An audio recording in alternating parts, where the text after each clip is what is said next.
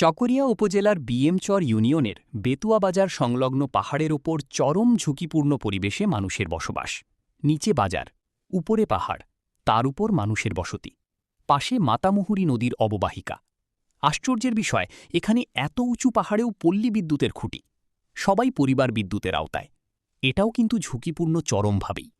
তাছাড়া এ পাহাড়ে যেখানে শত শত মানুষের চরম ঝুঁকিতে বসবাস, তার উপর আবার এ পাহাড় থেকে প্রভাবশালীরা মাটি কেটে বিক্রি করাতে পাহাড়ি চলাচলের পথ একেবারেই সংকুচিত হয়ে পড়েছে।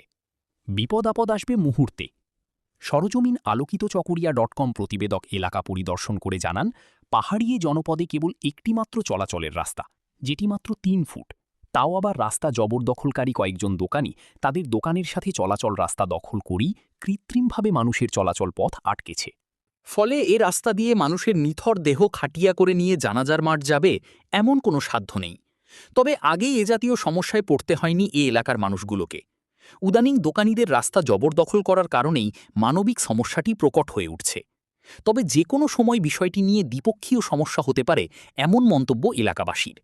সর্বোপরি সার্বিক বিষয়ে ঝুঁকিপূর্ণ এই এলাকার মানুষের সমস্যা সমাধানের জন্য এলাকাবাসী সবাই চকরিয়া উপজেলা নির্বাহী কর্মকর্তা ইউএনও এবং চকরিয়া উপজেলা সহকারী কমিশনার ভূমি এসিল্যান্ড ও সংশ্লিষ্ট বন বিভাগের ঊর্ধ্বতন কর্তৃপক্ষের নজরদারি ও হস্তক্ষেপ কামনা করছেন।